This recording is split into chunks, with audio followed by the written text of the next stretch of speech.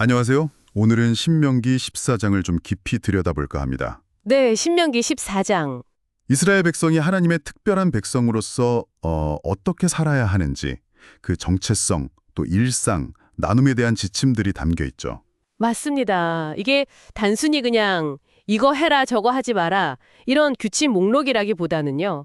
당시 주변 문화하고는 다른 어떤 하나님의 백성다운 삶의 방식을 세우려는 그런 깊은 의도가 깔려 있는 거죠.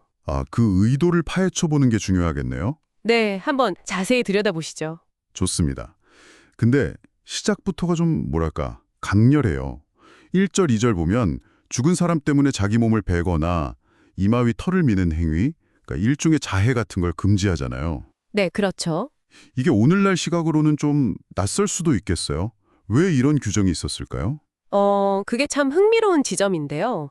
당시 가나안이나 그 주변 문화에서는 그게 되게 흔한 애도 방식이었어요. 슬픔을 그렇게 표현한 거죠. 주변에서는 흔했다고요? 네. 하지만 하나님은 이스라엘 백성이 그런 풍습을 따르길 원치 않으셨던 거예요. 2절에서 딱 명확하게 말씀하시죠. 너희는 거룩한 백성이다. 그리고 세상 모든 민족 중에서 내가 특별히 선택한 자기 소유가 된 백성, 그러니까 나의 보물 같은 존재들이다. 이렇게요. 자기 소유가 된 백성, 보물이라는 의미군요. 그렇죠. 하나님과의 아주 특별한 관계 안에 있는 그분께 속한 이들이라는 뜻이죠.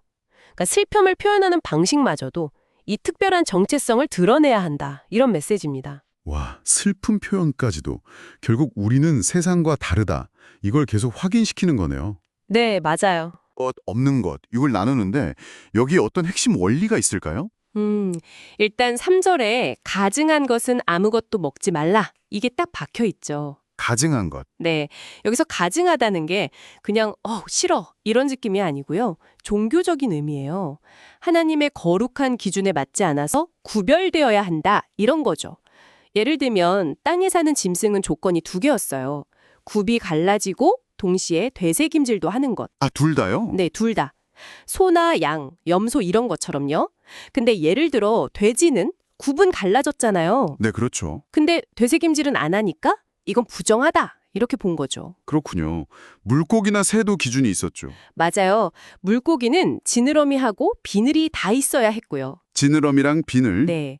새는 특정 종류들을 딱 명시해서 금지했어요. 뭐 독수리, 올빼미 같은 맹금류나 박쥐 이런 것들이요. 그게 구체적이네요. 네. 근데 중요한 건 이 목록 자체가 뭐 위생 규정이라기보다는 이런 구분을 통해서 매일매일 식탁에서조차 나는 하나님의 백성이지 이 정체성을 기억하고 거룩함을 실천하려는 의지가 담겨 있다는 거예요.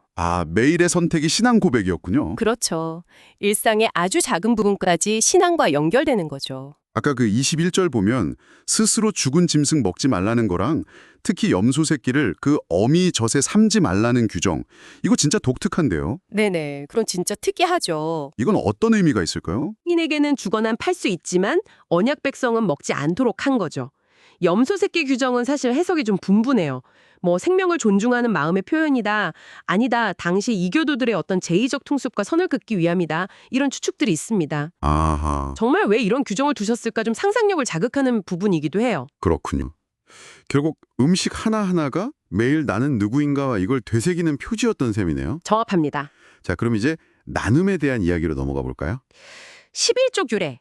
22절부터 나오죠? 네, 11조. 이게 우리가 흔히 생각하는 그 세금과는 좀 달랐다고요. 네. 많이 다르죠. 이게 그냥 의무적으로 얼마 내고 끝, 이게 아니었어요. 23절을 보면 그 11조를 하나님이 택하신 장소, 보통 성소겠죠. 거기로 가져와서 가족들 또 공동체 사람들이랑 같이 먹고 즐거워하라고 되어 있어요. 같이 먹고 즐거워한다고요? 네. 그러면서 하나님 경외하기를 배우는 거죠. 그 신앙교육이랑 공동체 교제가 결합된 일종의 축제 같은 성격이 아주 강했습니다. 와, 축제 분위기. 네. 심지어 거리가 너무 멀면 그걸 돈으로 바꿔가서 그 돈으로 필요한 것들 뭐 먹고 싶은 거 사서 같이 즐기라고까지 하잖아요. 그만큼 그 정신 함께 나누고 즐기는 게 중요했던 거죠. 그런데 3년마다 드리는 11조는 또 목적이 좀 다르던 것 같은데요. 28절, 29절에 나오는 거예요. 오, 정확히 보셨네요. 맞습니다.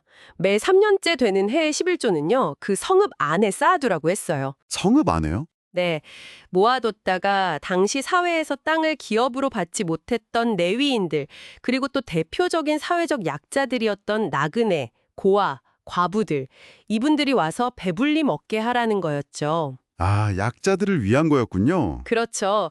공동체 안에 이런 연약한 이들을 돌보는 아주 구체적인 시스템이었던 거예요. 그리고 중요한 건 이렇게 나눌 때 하나님께서 내 모든 일에 복을 주실 거다 이렇게 약속하셨다는 거죠. 나눔이 복으로 이어진다는 약속까지. 네. 오늘 이렇게 신명기 14전을 쭉 훑어보니까 하나님의 백성으로서의 그 특별한 정체성, 또 음식 같은 일상생활에서의 구별된 모습, 그리고 공동체 안에서의 나눔과 책임, 이런 중요한 가치들이 참 잘 드러나 있네요. 그렇습니다. 이 고대의 규정들이 오늘날 이걸 듣고 계신 여러분에게는 어떤 울림을 주는지 모르겠어요. 어쩌면 우리는 이 규정들보다 더 뭐랄까 까다로운 마음의 식탁을 차려야 하는 시대를 살고 있는 건지도 모르겠습니다. 마음의 식탁이요? 네. 오늘날 우리 사회에서 진짜 구별됨이라는 건 뭘 의미할까? 또 우리 시대의 레위인과 나그네, 고아와 과부는 과연 누구일까? 그리고 그들을 위한 나눔은 어떤 좀 창의적인 모습일 수 있을까? 뭐 이런 질문들을 각자 좀 마음에 품고 삶 속에서 더 깊이 탐구해 보시는 것도 좋지 않을까 싶습니다.